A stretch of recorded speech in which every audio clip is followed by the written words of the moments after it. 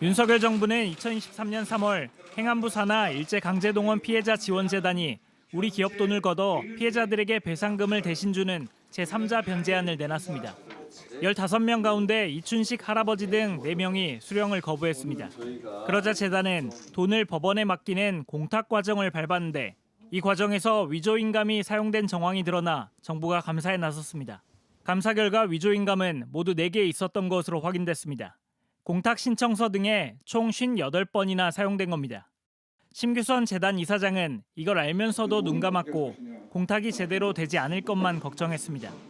지금 현재는 걱정되는 거는 나중에 그 인감의 효력이 없어가지고 그 서류 낸 것 자체가 무효가 되거나 그런.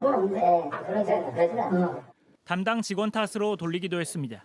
앞으로는 도장 관리 같은 데 있어서 철저하게 먼저 좀 왜냐면 어차피 책임은 팀장이 지게 돼 있다. 제가 왜 책임이 져야 돼요, 이사장님? 재단은 피해자들의 개인정보 동의서에도 막도장을 사용한 것으로 드러났습니다. 연락이 안 되는 피해자 7명 명의의 도장을 파 무단으로 날인한 겁니다. 문제가 제기되자 재단은 지난해 5월 위조인감 4개를 모두 폐기했습니다.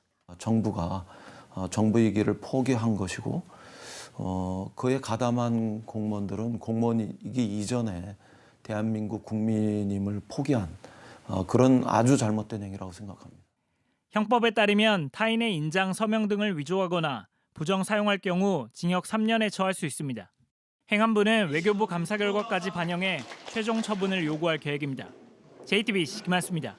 네, 배상금 서류에 위조인감을 찍었고 동의서에 막도장을 썼다. 역사적인 아픔과 당사자의 고통을 생각하면 상상하기도 어려운 일입니다. 도대체 왜 이런 식으로 지난 정부가 서둘렀는지도 의문입니다.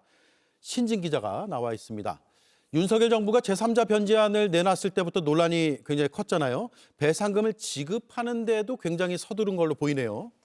네, 맞습니다. 이 제3자 변제안은 윤석열 전 대통령의 안보실에서 주도적으로 시작을 했습니다. 행정안전부 산하에 있는 강제동원 피해자 지원재단이 기업들로부터 기금을 조성해서 피해자들에게 배상금을 지급하는 일을 해왔습니다. 예. 그런데 당시 직원들이 회의에서 이 도장을 복제해야 할 만큼 급했다. 이런 말을 하는데 직접 들어보시겠습니다. 예.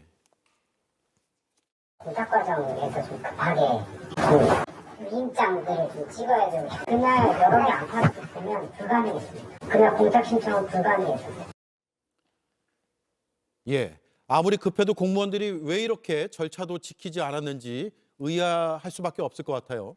네, 이번에 입수한 행안부 중간 보고서에서는 행안부가 재단을 감독하지만 실질적으로 외교부의 지휘를 받았다는 대목이 나옵니다. 당시 타임라인을 좀 보면 실무자들이 이 위조 날인을 쓰면서까지 공탁 작업을 추진한 게 2023년 6월 말 7월 중순입니다.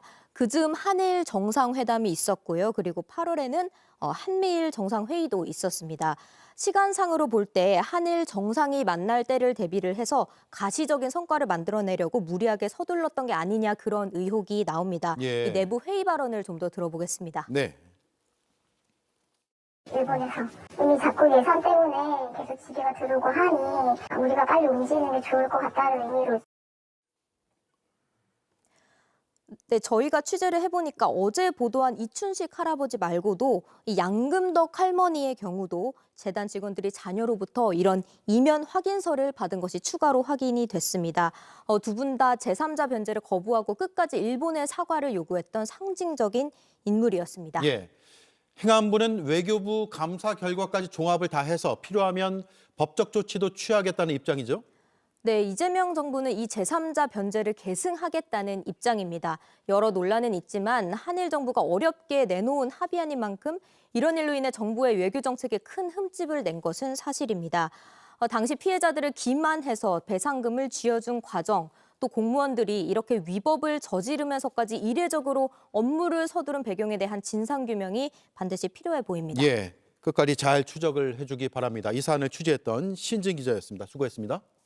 2024년 강제동원 피해자 중 한 명인 이춘식 할아버지, 윤석열 정부의 제3자 변제안을 비판하다가 돌연 받아들였습니다. 그런데 저희가 취재해보니 배경이 있었습니다. 윤석열 정부에서 이 할아버지의 건강 상태가 온전하지 않다는 걸 알면서도 배상금 지급 절차를 강행한 정황이 드러났습니다.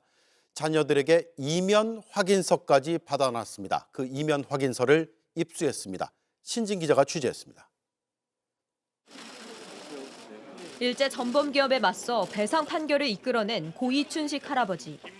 일본의 사과가 먼저라며 제3자 변제를 공개적으로 반대했습니다. 그런데 2024년 10월 돌연 배상금을 수령했습니다. 알츠하이머, 선망 증세로 병원에 입원한 상태였습니다. 딸이 병원 서류라고 속여 거동이 어려운 이 씨의 손을 붙잡고 배상금 지급 신청서에 서명하게 한 것으로 드러났습니다. 이때 정부 관계자들이 자녀들로부터 일종의 이면 확인서도 받은 것으로 드러났습니다. JTBC가 입수한 서류입니다. A4 용지의 손글씨로 아버님은 100세가 넘으셨으나 의사 표시에는 지장이 없다고 적었습니다. 자식들은 회의를 열어 이 의견이 아버님 자의에 따른 것으로 알고 받아들이기로 했다는 문구와 자녀 셋의 서명도 있습니다. 배상금 지급을 위한 공식 서류도 아닌 이 문건. 제3자 변제를 담당하는 강제동원 피해자 지원재단 관계자가 이 씨 자녀들을 직접 만나 받았습니다. 그런 부분이 있었으면 좋겠다는 식으로 의견을 얘기는 했죠. 무슨 법적 어떤 효력이나 이런 그런 개념보다도 워낙 상징성이 있으신 분이고. 사실상 써달라고 했다는 건데 정부도 이 씨가 온전한 정신이 아니라는 걸 알고 있었기에 일종의 보험용으로 받은 것 아니냐는 지적이 나옵니다. 나중에 문제가 생겼을 때 이걸 가지고 본인들의 책임을 좀 면하려고 하는 것 아닐까. 사실상 문서를 진구했던 사람들의 자백이라고 봅니다. JTBC 신진입니다. 네, 윤석열 정부 당시 정부 관계자들이 이춘식 할아버지의 상태를 알면서 모른 척한 것으로 보이는 또 다른 증거가 있습니다. 이 할아버지가 병원에 입원해 있었을 당시의 영상입니다. 이 역시 저희가 확보했습니다. 이어서 신진 기자입니다. 콧줄을 끼운 채 침대에 누운 고 이춘식 할아버지. 오른손엔 검은 장갑이 끼워져 있습니다. 의료기구를 건드리지 않도록 의료진이 처치해둔 겁니다. 하시고 싶은 말씀은 없으시죠? 말을 걸어도 대답하지 못하고 안부 전해주라 그러셨어요? 건강하시라고. 초점 없는 눈은 다른 곳을 봅니다. 지난 2024년 10월 31일 이 씨는 오랜 병환에 주변을 알아보지 못하는 모습입니다. 그런데 이로부터 8일 전 외교부와 강제동원 피해자지원재단 직원 둘이 배상금 지급 신청서를 받기 위해 병원을 찾았습니다. 이 씨가 딸의 손에 이끌려 신청서에 서명할 때는 병실 밖에 있다가 휠체어에 실려 나온 이 씨를 잠시 만났습니다.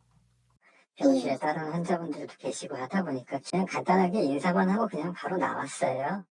당시 이 씨의 상태는 영상 속 모습과 크게 다르지 않았다고 합니다. 외교부에서 오시고 이렇게 해서 오셨습니다 하고 내가 아버지 귀에다 대고 말씀드리고 오니까 아버님께서 고개만 끄덕끄덕 하시고 좀 떨어져서 이야기하면 못 알아들으십니다. 서명이 자의로 이루어졌는지는 제대로 살피지 않았던 정부. 서류를 받고 단 일주일 만에 약 3억 원의 배상금을 입금했습니다. 서류 위조와 이면 확인서 작성에 가담했던 자녀 중 한 명은 뒤늦게 가책을 느낀다며 JTBC와의 인터뷰에 응했습니다.